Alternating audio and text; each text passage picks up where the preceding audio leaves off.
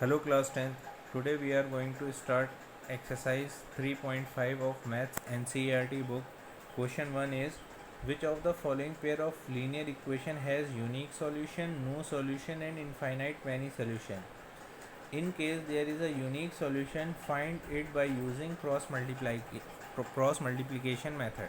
तो पहले हमें यहाँ से ये आइडेंटिफाई करना है कि हमारे पास इसका यूनिक सॉल्यूशन है, इनफाइनाइट मैनी सॉल्यूशन है या नो सॉल्यूशन है, और अगर यूनिक सॉल्यूशन है तो फिर हमें उसको क्रॉस मल्टीप्लिकेशन मेथड से फाइंड करना है. First equation is x minus 3y minus 3 equals to 0 and second equation is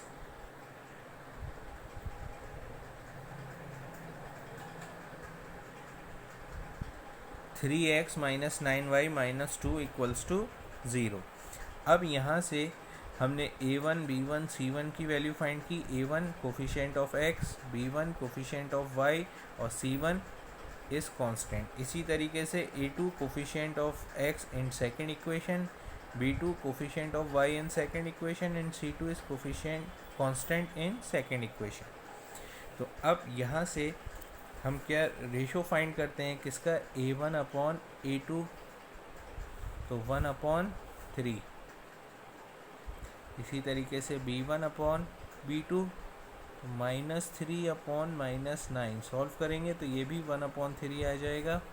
और c1 अपॉन c2 तो ये हमारे पास -3 अपॉन -2 सॉल्व करेंगे तो 3/2 आ जाएगा. तो जब हमारे पास अगर ratio a1 upon a2 equals to b1 upon b2 but not equals to c1 upon c2, in that case it has no solution. तो ये हमारे पास नो सॉल्यूशन वाली कंडीशन बन जाती है. Okay class, now second part, 2x plus y equals to 5 is first equation and 3x plus 2y equals to 8 is second equation. तो सबसे पहले हमने इसको स्टैंडर्ड फॉर्म में लिख लिया. स्टैंडर्ड फॉर्म में इक्वल के बाद 0 आता है. दोनों इक्वेशन को हमने स्टैंडर्ड फॉर्म में लिख लिया. फिर हमने इनके कोफिशिएंट लिख लिए, a1 2, b1 is 1 and c1 is -5. ऐसे ही a2 is 3, b2 is 2 and c2 is -8. फिर हमने इनका रेशो फाइंड किया. a1 upon a2 means 2/3, b1 upon b2 is 1/2 and c1 upon c2 is -5/8, that means 5/8. अब हमारे पास अगर a1 upon a2 not equals to b1 upon b2 होता है, इन दैट केस हमें जो सॉल्यूशन मिलता है वो यूनिक सॉल्यूशन होता है. यूनिक सॉल्यूशन को हमें यहाँ पे फाइंड करना है x और y की वैल्यू. तो इसके लिए वैल्यूज़ देखिएगा. x की वैल्यू के लिए हम कैसे फाइंड करते हैं, by cross multiplication method. b1 c2 minus b2 c1 upon a1 b2 minus a2 b1. ये सिंपल फॉर्मूला होता है इसका. ये हमें थोड़ा सा रिमाइंड करना पड़ता है. अब यहाँ से हम इनकी वैल्यूज़ पुट करेंगे. b1 is 1 and c2 is -8. 1 multiply by -8 minus b2 is 2 and c1 is -5. 2 multiplied by -5 upon a1 is 2 and b2 is 2. 2 into 2 minus a2 is 3 and b1 is 1. 3 into 1. इसको हम further solve करें तो -8 plus 10 upon 4 minus 3, that means 2/1, that means 2.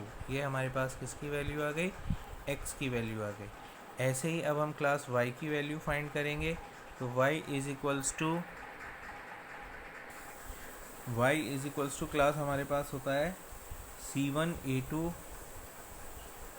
Minus c2 a1 upon denominator same रहता है a1 b2 minus a2 b1. तो अब class हमारे पास c1 is -5 and a2 is 3. तो -5 multiply by 3 minus C2 is -8 and A1 is 2, -8 multiply by 2 upon denominator हमारे पास same रहेगा 2 into 2 -3 into 1। हम इसको अगर सॉल्व करते हैं तो -15 प्लस 16 अपॉन 4 -3, तो 1/1 दैट मीन्स 1। तो y की वैल्यू 1 आ गई और x की वैल्यू, यहाँ से हम अगर y की वैल्यू देखें तो y is 1 and x is 2। ये हमारे पास इसका सॉल्यूशन हो गया। Okay class, now third part. 3x minus 5y equals to 20 is first equation, 6x minus 10y equals to 40 is second। तो सबसे पहले हमने इनको स्टैंडर्ड फॉर्म में लिख लिया। स्टैंडर्ड फॉर्म में लिखने के बाद हमने इनके a1 b1 c1 a2 b2 c2 हमने फाइंड कर लिए। अब हम इनका रेशो फाइंड करें तो a1 upon a2 is equals to 3/6 that means 1/2। इसी तरीके से b1 upon b2 is equals to -5/-10 that means 1/2। इसी तरीके से c1 upon c2 -20/-40 equals to 1/2। अगर हमारे पास तीनों का रेशो इक्वल आता है, if a1 upon a2 equals to b1 upon b2 equals to c1 upon c2, then it has infinite many solutions। यहाँ fourth part class, x minus 3y minus 7 equals to 0 is first equation and 3x minus 3y minus 15 equals to 0 is second equation। a1 is 1, b1 is -3 and c1 is -7। इसी तरीके से a2 is 3, b2 is -3 and c2 is -15। हमने इनका ratio निकाला, a1 upon a2 equals to 1/3, b1 upon b2 equals to -3/3 that is 1/1 और 1, and c1 upon c2 is -7/15 that means 7/15। यहाँ पर clearly a1 upon a2 not equals to b1 upon b2 that means unique solution. और unique solution में x की value अभी हमने क्या देखी थी क्रॉस मल्टीप्लिकेशन मेथड से, b1 c2 minus b2 c1 upon a1 b2 minus a2 b1। Value put करेंगे, b1 is -3 into c2 is -15 minus b2 is -3 and c1 is -7 upon a1 is 1 and b2 is -3 minus a2 is 3 into b1 is -3। Solve कर लेंगे तो यहाँ से हमारे पास आ जाएगा 45 minus 21 upon -3 plus 9। तो 45 minus 21 is 24 upon 6 that means 4, x is 4। इसी तरीके से y फाइंड करेंगे। y हमारे पास क्या था, y की value c1 a2 minus c2 a1 upon a1 b2 minus a2 b1।